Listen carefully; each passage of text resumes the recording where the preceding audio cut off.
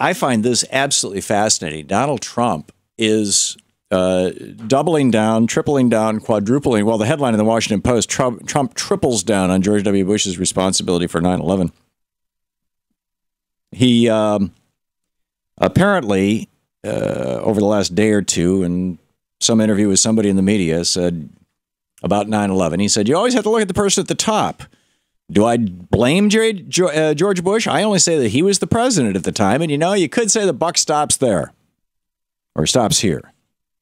And then he also says, George Tenet, Bush's director of Central Intelligence, knew in advance that there would be an attack. And he said that. So, how can you say that he kept us safe? This is from a piece by Karun Demirjian in today's Washington Post. Very interesting. And then they start digging down in this article. This is Hillary bashing on the right. That's a whole nother one. Anyhow, fascinating stuff. So Peter Beinart wrote a piece that's in the Atlantic, and he points out some kind of uncomfortable truths for the Bushies, I guess. He just recaps what happened leading up to 9/11. I remember my father, who was a loyal Republican, who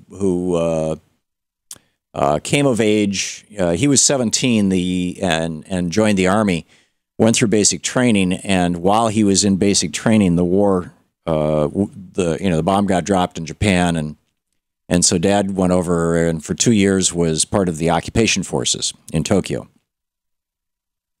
So he was sort of part of World War II, but not, if you know what I mean. But anyhow, he was of that generation, and he certainly had seen Franklin Roosevelt. And he didn't like Franklin Roosevelt. He was a Republican. His father was a socialist, my grandfather. He was a Norwegian immigrant, and he was a hardcore socialist. And I think my dad was just being well, who knows, whatever.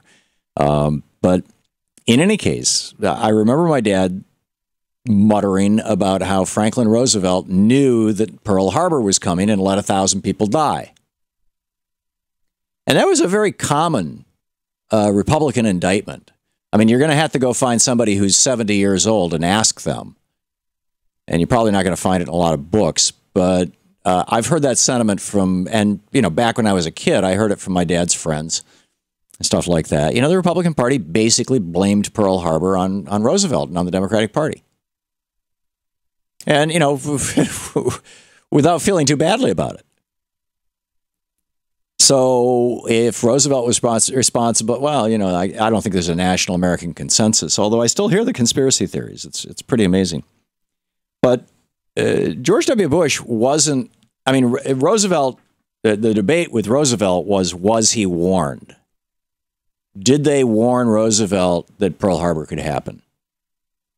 And to the best of my knowledge, there's not a lot of credible evidence that Roosevelt thought or even knew or that anybody knew. The Pearl Harbor. They were tracking the Pacific Fleet. It had split in half. They kept track of half of it, and they lost the other half. But they didn't think it was going to Hawaii. We had just barricaded the Straits of Malacca, and so Japan couldn't get oil. So they knew, Japan was going to do something, but they figured that they would attack Malaysia or something, I guess. So anyhow, back to 2001. In January of 2001. George W. Bush comes into office, and Richard Clark, who was basically, in charge of the bin Laden desk at the CIA, says, you got a big problem here. You got to pay attention to this. This is from Bob Woodward's book, Bush at War. Tenet and his deputy, James Pavitt.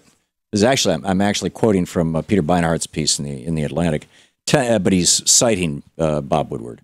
Tenet and his deputy, James Pavitt, listed Osama bin Laden as one of America's 3 most serious national security challenges. That same month, Clark presented National Security Advisor Condi Rice with a plan he had been working on since al-Qaeda's attack on the USS Cole. That was back in October of 2000. It called for freezing al-Qaeda's assets, closing al-Qaeda-affiliated charities, and giving money to Uzbekistan, the Philippines, and Yemen to fight al-Qaeda in those countries, and to initiate airstrikes and covert ops against al-Qaeda in Afghanistan. and give more money to the Northern Alliance, the group in Afghanistan, the warlords basically who were fighting the Taliban. And he says when he told Condi Rice all this stuff, quote, her facial expression gave me the impression that she had never heard the term before, the term being Al-Qaeda.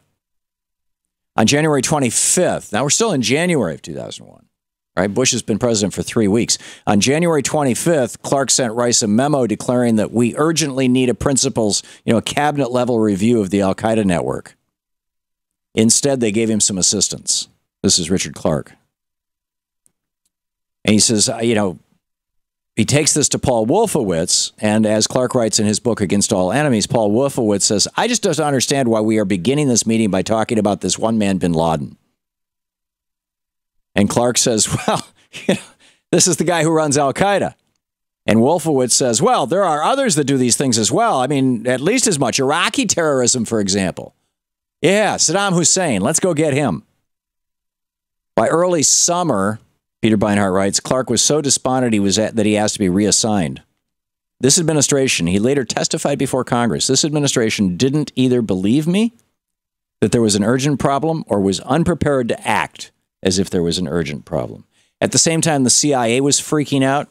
They told the White House, they told George W. Bush by May 1st that, quote, a group presently in the United States was planning a terrorist attack. On June 22nd, the Daily Briefing, this is a presidential daily security briefing, warned that al-Qaeda strikes might be imminent. And what was the response? Well, according to Kurt Eichenwald, the New York Times reporter, he said the neoconservative leaders who had recently assumed power at the Pentagon were warning the White House that the CIA had been fooled. Right? Bin Laden was fooling the CIA. Well, here's the quote. This is from Eichenwald. We're warning the White House that the CIA had been fooled. According to this theory, bin Laden was merely pretending to be planning an attack to distract from Saddam Hussein, who the neoconservatives, Paul Wolfowitz and his buddies, saw as the greater threat. The CIA fought back. On June 29th, they issued a presidential daily briefing saying the U.S. is not the target of a disinformation campaign by Osama bin Laden. The next day, they published another brief titled Bin Laden Threats Are Real. And on July 1st, 2 days later, they published another brief. These are the 1- and 2-page security summaries, 4- or 5-page, that are given to the president every day, once a day. The one on July 1st said the attack will, quote, will occur soon. Bob Woodward, again, he talks about how Cofer Black and Richard Clark went to Condi Rice. Quote, both felt they were not getting through to Rice. Tenet left the meeting feeling frustrated. Did George W. Bush let 9/11 happen? Is Donald Trump right? Bush is responsible? This is the Thom Hartmann Program. Or is Trump backing away from saying responsible and just saying, well, he happened to be president? This is all very strange.